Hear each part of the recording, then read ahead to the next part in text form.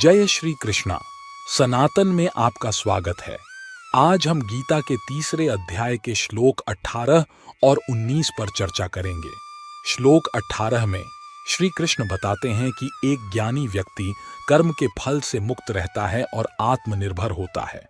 श्लोक 19 सिखाता है कि हमें बिना किसी आसक्ति के अपने कर्तव्यों का पालन करना चाहिए, जिससे हम परमात्मा की प्राप्ति कर सकते हैं।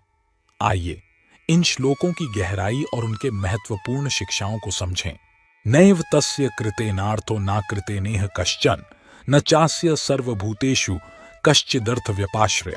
श्री कृष्ण इस श्लोक में बताते हैं कि ऐसे आत्म साक्षात्कार प्राप्त आत्माओं को अपने कर्तव्यों का निर्वहन करने या उनका त्याग करने से न तो कुछ लाभ होता है और न ही कुछ हानि। न ही उन्हें अपने स्वार्थ की पूर्ति के लिए अन्य जीवों पर निर्भर रहने की आवश्यकता होती है। ये आत्म साक्षात्कार प्राप्त व्यक्ति आत्मा के दिव्य स्तर पर स्थित हैं। उनका हर कार्य दिव्य है, भगवान की सेवा में है। इसलिए वर्णाश्रम धर्म के अनुसार शारीरिक स्तर पर सांसारिक लोगों के लिए निर्धारित कर्तव्य अब उन पर लागू नहीं होते। यहाँ कर्म और भक्ति के बीच अंतर करना आवश्यक है। इससे पहले श्री कृष्ण कर्म या निर्धारित सांसारिक कर्तव्यों के बारे में बात कर रहे थे और कह रहे थे कि उन्हें भगवान को अर्पित करके किया जाना चाहिए। यह मन को शुद्ध करने के लिए आवश्यक था, जिससे उसे सांसारिक कलमश से ऊपर उठने में मदद मिले। लेकिन आत्म साक्षात्कार प्राप्त आत्माएं पहले से ही भगवान में लीन हो चुकी हैं और मन की शुद्धता विकसित कर चुकी हैं। ये पारलौकिकवादी सीधे भक्ति या शुद्ध आध्यात्मिक गतिविधियों जैसे ध्यान, पूजा, कीर्तन, गुरु की सेवा आदि में लगे हुए हैं। यदि ऐसी आत्माएं अपने सांसारिक कर्तव्यों को अस्वीकार करती हैं, तो इसे पाप नहीं माना जाता है। वे चाहें तो सांसारिक कर्तव्यों का पालन करना जारी रख सकते हैं, लेकिन उन्हें करने के लिए बाध्य नहीं किया जाता है। ऐतिहासिक दृष्टि से संत दो प्रकार के रहे हैं। एक, प्रहलाद, ध्रुव, अम्बरीश, पृथु और विभीषण जैसे संत जो दिव्य पद प्राप्त करने के बाद भी अपने सांसारिक कर्तव्यों का निर्वहन करते रहे। ये कर्म योगी थे। वे बाह्य रूप से अपने शरीर से अपने कर्तव्यों का पालन करते थे, जबकि आंतरिक रूप से उनका मन ईश्वर में संलग्न रहता था। 2, शंकराचार्य, मध्वाचार्य, रामानुजाचार्य और चैतन्य महाप्रभु जैसे संत जिन्होंने अपने सांसारिक कर्तव्यों को अस्वीकार कर दिया और त्यागमय जीवन शैली को स्वीकार किया। ये कर्म सन्यासी थे जो आंतरिक और बाह्य रूप से शरीर और मन दोनों से केवल ईश्वर की भक्ति में लीन रहते थे। इस श्लोक में श्री कृष्ण अर्जुन से कहते हैं कि आत्म साक्षात्कार प्राप्त संत के लिए दोनों विकल्प मौजूद हैं।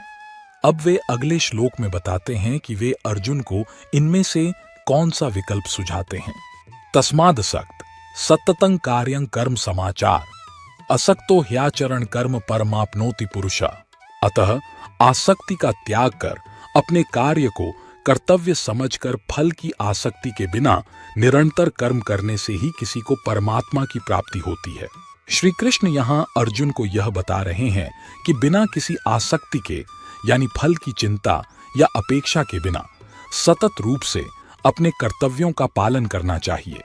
ऐसा करने से व्यक्ति अपने कर्तव्यों का सही निर्वहन करता है और अंततः उच्चतम स्थिति या परमात्मा को प्राप्त करता है।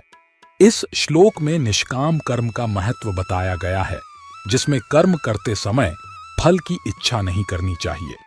अध्याय 3, श्लोक 8 से लेकर 16 में श्री कृष्ण पुरजोर आह्वान करते हैं कि जिन मनुष्यों ने अभी तक सिद्धावस्था प्राप्त नहीं की है, उन्हें अपने नियत कर्मों का पालन करना चाहिए। श्लोक 17 और 18 में उन्होंने व्यक्त किया है कि ज्ञानातीत संतों के लिए नियत कर्मों का पालन करना आवश्यक नहीं होता। अतः अर्जुन के लिए कौन सा मार्ग अति उपयुक्त है? श्री कृष्ण उसके लिए कर्मयोगी बनने की संतुति करते हैं, न कि कर्म सन्यासी बनने की। अब वे श्लोक 20 से 26 में इसके कारणों की व्याख्या करेंगे।